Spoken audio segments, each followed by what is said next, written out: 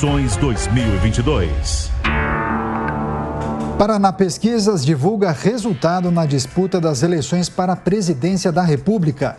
Jair Bolsonaro lidera com 29,6% e Lula tem 24,5%.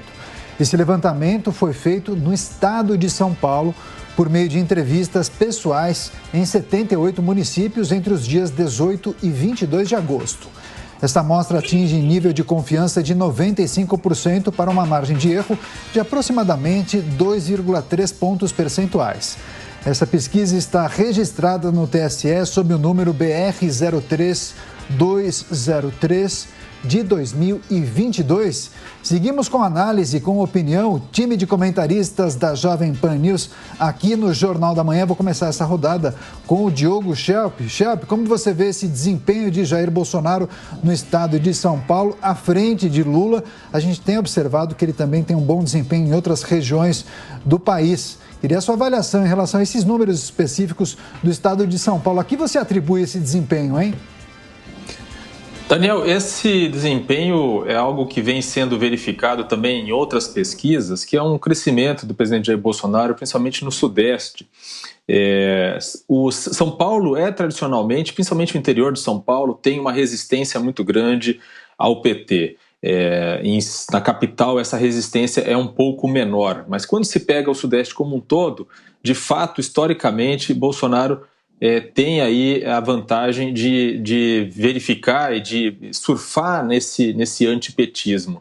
É interessante também porque numa outra pesquisa do Paraná Pesquisas em relação ao governo do estado, também se verifica aí a força do presidente Jair Bolsonaro no apoio a Tarcísio de Freitas. Por exemplo, quando a pesquisa pergunta para o entrevistado em quem ele vai votar, né, e dá uma lista de nomes, sem dizer quem são os apoiadores, Tarcísio fica bastante atrás de Fernando Haddad nessa pesquisa e à frente de Rodrigo Garcia. Mas quando o Instituto pergunta para o entrevistado, né, em quem ele vai votar, dizendo que Fernando Haddad é apoiado por Lula e que Tarcísio de Freitas é apoiado por Bolsonaro, há praticamente um empate técnico entre Fernando Haddad e Tarcísio de Freitas. Então isso demonstra de fato que o apoio de Bolsonaro a Tarcísio de Freitas faz diferença, tanto que Tarcísio de Freitas está realçando esse fato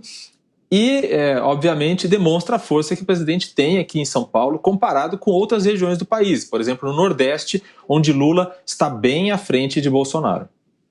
Do Paraná, o Diogo citou, eu trago, Mota, antes de passar a palavra para você, divulgou também resultado na disputa para governador de São Paulo. Então, Fernando Haddad aparece liderando com 10,5% e Tarcísio Gomes de Freitas tem 10,2%. Esse levantamento de dados foi feito no estado de São Paulo através de entrevistas pessoais em 78 municípios entre os dias 18 e 22 de agosto. A amostra atinge nível de confiança de 95% por uma margem de erro de aproximadamente 2,3 pontos percentuais. A pesquisa está registrada, é preciso dizer, no TSE, sob o número SP 05386 de 2022. Roberto Mota, esses dados mostrando Bolsonaro à frente no estado de São Paulo, qual a importância de São Paulo? Não é o maior estado do país, mas um dos mais importantes, e como explicar essa agora, mesmo que pequena nesses dados, liderança de Haddad ao mesmo tempo como candidato ao governo?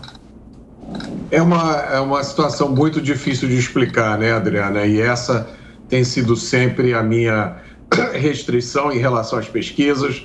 Eu continuo com a visão cada vez mais firme de que pesquisas são um instrumento de influência do voto do eleitor, não de medição do voto do eleitor. E aí a gente vê toda sorte de contradições. Essa situação específica no estado de São Paulo pode ser um reflexo da interligação entre a campanha presidencial e a campanha estadual, né, no estado de São Paulo, para o governo do estado.